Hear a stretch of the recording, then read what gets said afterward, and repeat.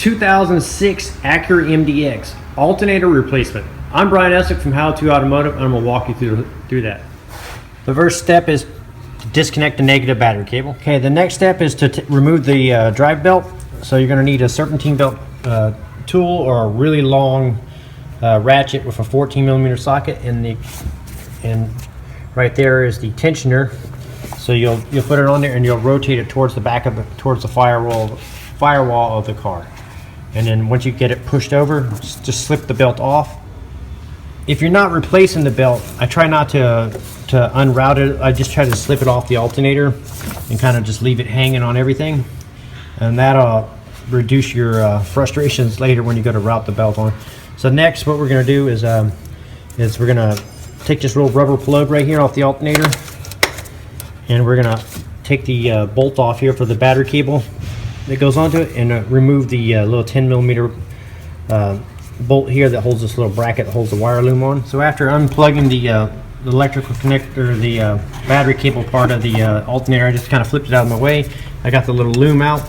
Now further back right here is the if you follow the wire back, it plugs into the back of the alternator. It has a little squeeze tab. Squeeze and pull out and unplug the plug from the alternator. Okay, now that you got the wire loom unplugged, I pulled it back over here and just tucked it out of my way too. And I actually had to peel this rubber boot back with a screwdriver to get to the little squeeze tab to push it to unplug it. So once you got that done, we need to remove the 12mm bolt here, and then a little bit further in, just underneath this 10 here, there's another 12mm bolt there. And when you unbolt both of those, this little bracket right here is going to come off too. So be prepared to catch it. And then now that you got the bracket off and the bolts, down below a little bit further down, there's a 14mm bolt, and it's right here. So you're going to remove this bolt here.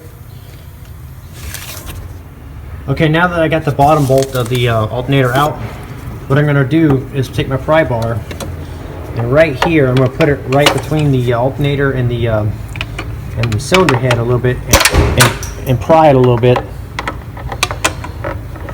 and that'll pry the alternator free. So I'll give it a little pry like that, and once you pry it a little bit, you can wiggle it out. Now you can pull the alternator out. Well, and you can't quite get it out, you can remove the power steering reservoir. What I would do is, if you flex it forward a little bit, you can put a screwdriver here and kind of twist it sideways and lift the bottle straight up. And then you can, I wouldn't unhook the hoses, I would just maneuver it where you can, it gives you a little bit extra room to maneuver things around. You should be able to lift the alternator straight out. So what I did was you have to flare this little tab back that catches right here. So once you get it, you pull straight upwards, and now you got that much more room to maneuver the alternator and the hose and stuff. So you can maneuver it. It takes a little bit of twisting and kind of working, and you'll get it to come out. You can also take the radiator overflow bottle and pull straight up on it. And you can work that out of the car, and that gives you a lot more room to get the alternator out. So after matching up your new alternator, you're gonna route it back down through here and put it back into the position. And this little ear right here is going to mount in between. So they're going to mount in between the two tabs, between right above the AC compressor right there. And then once you got them in there, then you need to slide the bottom bolt, 14mm bolt, the last one you took out, through there. And just I like to just tighten it by just a few threads. Don't tighten it all the way up yet. So once you got the alternator in there and the bottom bolts stabbed and run most of the way in, but the alternator is still loose, the next step is to reinstall this little bracket. So you're gonna put that one in. You're gonna put the back bolt in first, and then you're gonna so you'll put it in here and start the bolt. And then after that, after you get the bolt started here in the corner, you can rotate the alternator up into place and start the alternator bolt. The one that goes through the alternator is going to have the longer bolt. The one that goes into the cylinder head is the shorter bolt. So now that you got the bracket back on, go ahead and tighten the 14 and the 12mm, both 12mm bolts.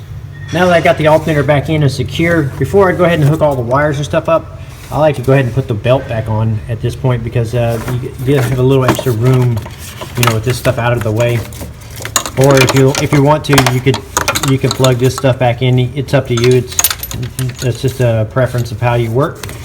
So I'm gonna go ahead and put the belt back on, and hopefully you guys didn't unroute it too much when in doing it. So all you have to do is pretty much put your serpentine belt tool back over the tension or torque it back towards the firewall and slip your belt back on. Here's a little diagram of how the belt routes on the car, just in case it fell off for you guys. So now your alternator's remounted, the belts are on, all the electrical connectors and the rubber boots are all back into place. Now what we're going to do is we're going to reconnect our battery, and then most likely our radio has gone into code, security code. So I'm going to show you how to reset that and find the code and reset that. So now we're in the car, and what you're going to do is you're going to open your glove box, and if you look on the side of the glove box, there is a 4-digit code right here. So a little sticker, and those 4 digits right there are the security code right there. So you turn the ignition on, and then